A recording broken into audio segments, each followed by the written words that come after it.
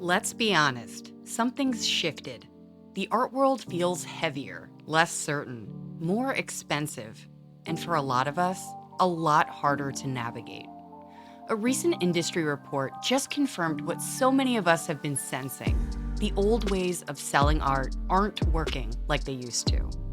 Costs are up, buyers are slower, and if you're still clinging to pre-pandemic strategies, you're going to get left behind. I've gone through the full report and pulled out the 5 biggest shifts shaping the art business right now, across 68 countries and hundreds of galleries. These aren't just trends, they're signals. And if you want to grow, sell, and stay relevant in today's market, this is what you need to know. Let's dive in. Let's start with the elephant in the room. Everything is more expensive.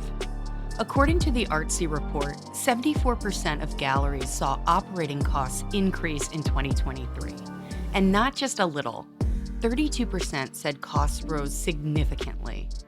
That includes rent, staffing, shipping, booth fees, and even things like insurance and framing. So how are they dealing with it? Nearly half of all galleries, 48%, reported that they've had to cut costs just to stay profitable. 44% slashed administrative costs like software, printing, and even office space. 34% cut their marketing budgets, which is risky, but also understandable. 39% pulled back on attending the large industry art fairs, which is often the biggest expense in their budgets. And perhaps most painfully, 19% reduced their workforce, with gallery assistants being the most common cut. What does this mean for you as an artist? If you rely on galleries, expect leaner times and fewer shows. They're being very selective. Now more than ever, it pays to be professional, organized, and proactive. If you can help a gallery save time or bring in engaged collectors, you're golden. Keep your own systems lean. Skip unnecessary subscriptions. Use free tools like Canva or Photopea. And if you're not doing email marketing yet, start. There's been a lot of talk in the art world about discounting, especially with economic uncertainty making buyers more cautious. But here's the truth. 50% of galleries offered discounts on less than half of their sales in 2023. And 32% only offered discounts on 25% of the works or less. So despite the pressure, most galleries are holding firm on value and discounting only when it makes sense. So what's the sweet spot for discounts? 36% of galleries offered 10 to 14% off. Another 28% gave under 10% off. Very few, that's just 7%, offered 20% or more discounts. So what can you learn from this? Discounting doesn't mean desperation. It can be strategic. Use it to reward loyalty, move older inventory, or incentivize larger purchases. Here's a pro tip. Instead of offering a discount up front, try bundling, like buy one, get 10% off a second piece, or offering free shipping. That way your work holds its value while still giving the buyer a reason to say yes. This next one is huge, especially for emerging artists.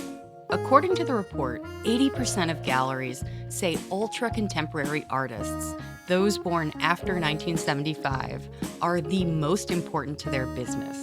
The hottest segment, artists born between 1975 and 1989, followed closely by those born after 1990. Why? Their work is fresh, their voices are relevant, and frankly, their price points are accessible. Most galleries said their sweet spot for sales is under $5,000, or $5,000 to $10,000. This is good news. It means collectors are buying original art, but they're watching their budgets more closely than before. So what can you do with this info? If you're in this age bracket and your work is priced under $10K, lean in. You're in the sweet spot. And if you're a more established artist, considering offering work at lower price tiers, small works, reproductions, studies, or works on paper that appeal to collectors entering the market. Also, collectors aren't just looking for new.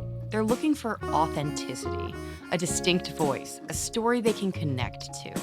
If you're showing up online and in person with clarity, you'll stand out.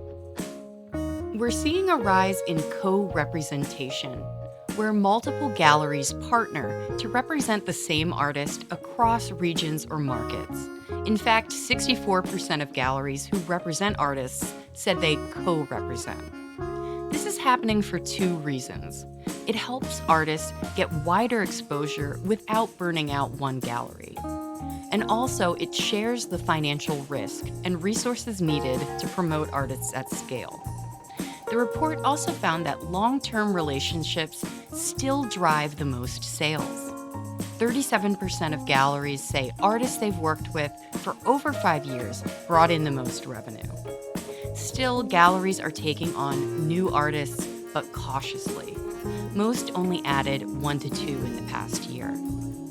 If you're an artist, this tells you that consistency pays off. Stick with galleries who invest in you long term. And if you're trying to get represented, understand they're being selective. So your pitch, professionalism, and persistence matter more than ever. And never underestimate the power of performance. If your work appears in an exhibition or a gallery and it sells, you have a greater chance of gaining representation. This should be a main point of conversation with the gallery owner.